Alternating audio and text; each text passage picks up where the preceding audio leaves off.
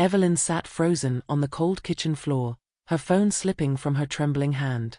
A soft voice on the other end said, "He lied to you, just like he lied to me." The world around her went silent. In that instant, everything she believed about love, loyalty, and her marriage collapsed into pieces. Evelyn was 35, a gentle woman with warm eyes and a quiet strength. She lived in a small but cozy apartment with her husband, George, and their 2 daughters, Sophie and Lily. For 16 years, she had built her life around love, family, and routine. Every morning she prepared breakfast, packed school lunches, and waited for George to return home each evening. To everyone who knew them, they were the picture of a happy marriage. George, now 52, was respected at work and admired by neighbors.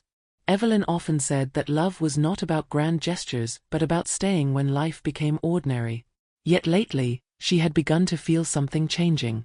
George worked later, smiled less, and spoke little at dinner.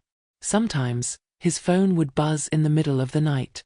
Evelyn ignored the unease in her chest, believing love could not hide secrets. She was wrong. In the beginning, life with George had been peaceful and full of warmth. Evelyn still remembered the early days of their marriage when money was tight but laughter was constant. George would leave small notes on the refrigerator that said, "I love you more every day," and she would keep them tucked away in a box beside her bed. They spent weekends at the park with their daughters, Sophie and Lily, sharing ice cream, chasing bubbles, and taking photos that filled every frame on the living room wall. Evelyn believed happiness was made of simple things: shared meals, bedtime stories, and the sound of her children's laughter. George often told her, "You make this house a home," and she carried those words in her heart. Their love felt unshakable, built on years of trust and small kindnesses. But time, as it always does, began to change them. George's work became more demanding, and his absences grew longer. Dinner conversations turned quiet, replaced by the tapping of his phone and the tired sighs he brought home. Evelyn tried to ignore the distance, convincing herself that every marriage went through seasons of silence. At night, she reached for his hand, hoping to bridge the growing gap between them. Sometimes he squeezed back, sometimes he turned away, murmuring that he needed sleep. Evelyn would lie awake, staring at the ceiling, whispering, "We're fine. We just need time." The home that once felt full of light began to feel dimmer, as though something unseen was slowly slipping away. She clung to the memories of what they had been, unaware that the love she was trying to save was already beginning to fade. It started with a sound, a quiet vibration on the table that pulled Evelyn's eyes to George's phone. A message glowed on the screen for only a moment before it disappeared, but the words were burned into her mind, "I miss you already." Her chest tightened. For a long time, she just stared at the phone, convincing herself there had to be an explanation. Maybe it was a coworker, a mistake, something harmless. She wanted to believe that. But late that night, when George fell asleep beside her, curiosity and fear took control. She unlocked the phone with shaking hands. The same number appeared again and again, every evening, every weekend. Dozens of messages, all deleted, but the record of calls remained. The next morning, she tried to stay calm. While he drank his coffee, she asked, "George, who keeps calling you so late?" His expression hardened. "You are imagining things, Evelyn. You always make a problem out of nothing." His voice was cold, almost irritated. Her heart sank. If he were innocent, why did he sound so angry? Days passed in uneasy silence. Then, one afternoon, when he left for work, Evelyn sat at the kitchen table, staring at the number on the phone bill. Her hand trembled as she dialed. A woman's voice answered. "Hello." Evelyn could barely speak. "This is Evelyn. I think you know my husband, George." A long pause followed. Then the woman said softly, "Oh, I didn't know you were still together." Evelyn's throat closed. "What do you mean?" "He told me you were separated," the woman said gently. "He told me that years ago, even when your first daughter was born." The phone slipped from Evelyn's hand. Her body felt numb. When George came home that evening, she stood at the door, holding the phone bill tightly. "I talked to her," she said quietly. His face turned pale, then hardened. "Why can't you let things go?" he snapped before walking past her. That night, she lay awake, listening to his steady breathing beside her. He slept peacefully, while she stared at the ceiling, unable to move. No shouting. No confessions. Just silence. In that silence, she understood the truth. Betrayal doesn't always break the heart with noise. Sometimes it dies quietly, right next to the person who promised to love you forever. After that night, the walls of their apartment felt colder, as if even the air had stopped breathing. George no longer pretended to be the man he once was. He came home later and later, sometimes not at all.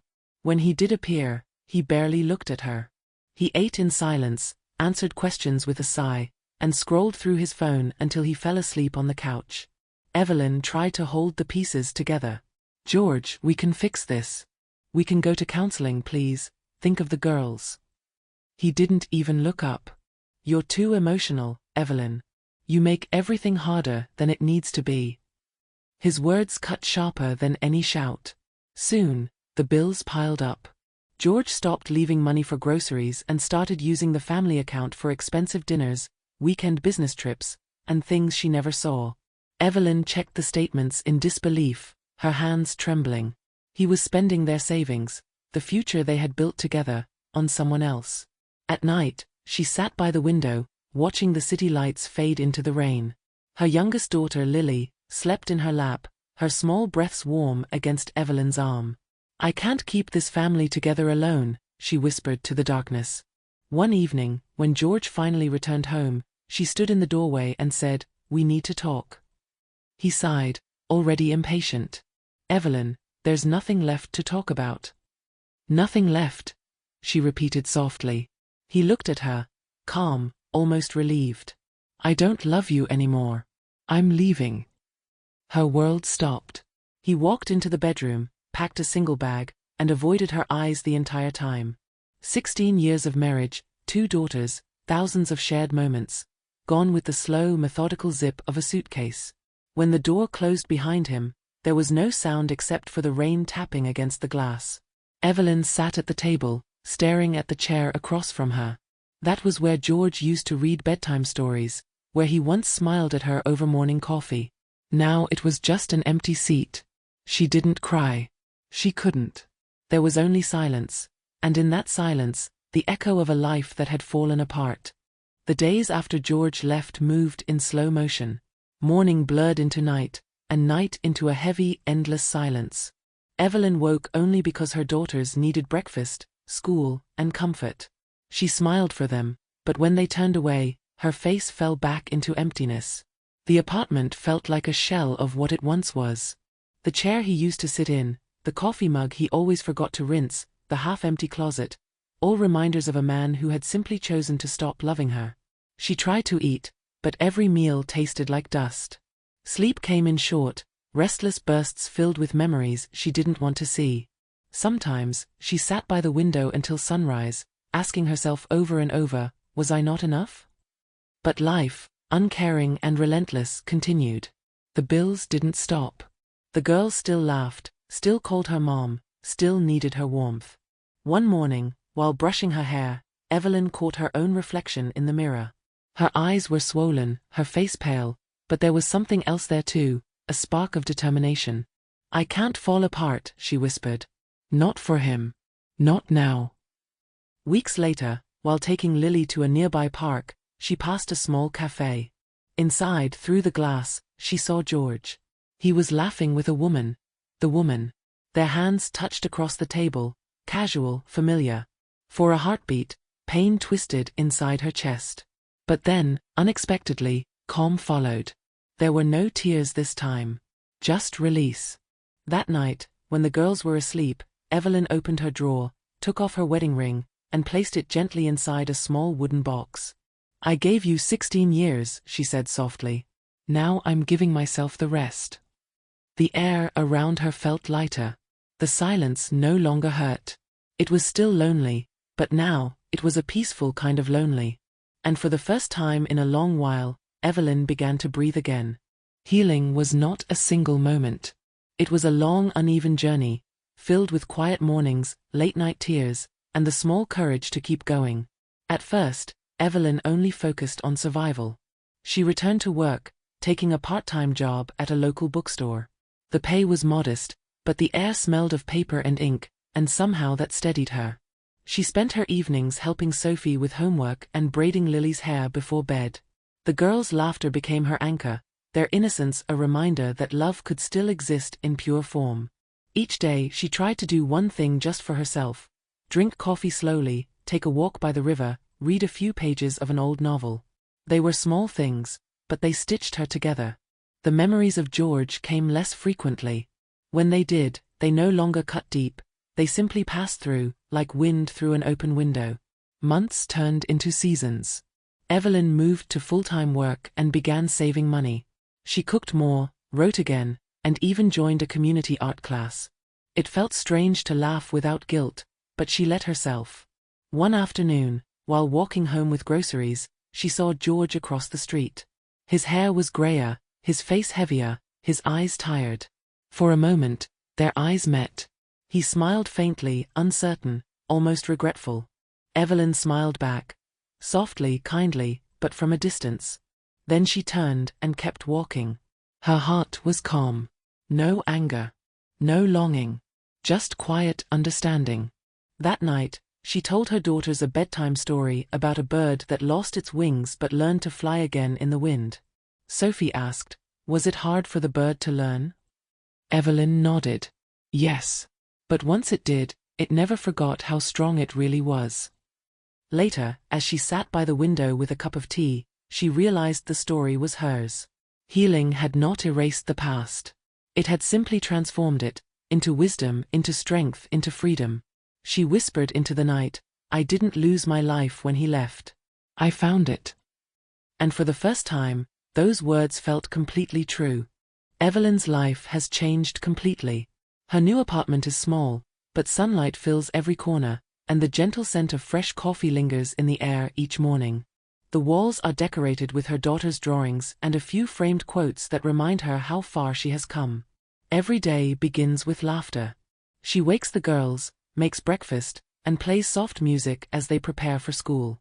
The chaos of the morning no longer feels heavy, it feels alive. In the evenings, after the girls are asleep, Evelyn writes in her journal. Not about pain, but about gratitude. About the quiet power of starting over. Sometimes she remembers George, not with bitterness, but with clarity.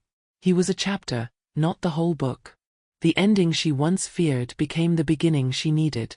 She now understands that real strength is not loud or dramatic. It is found in small choices, the decision to rise, to heal, to smile again even when no one is watching. When her daughters ask about love, Evelyn tells them, "It's wonderful, but it should never make you forget who you are.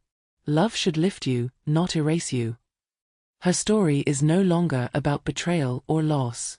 It is about rebirth. About the moment a broken heart learns it can still beat strong and steady.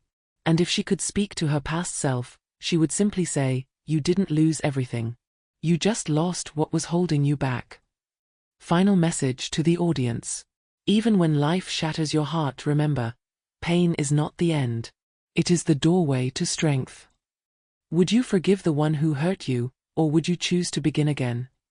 If you enjoyed this story, please like, comment, share, and subscribe for more emotional English stories.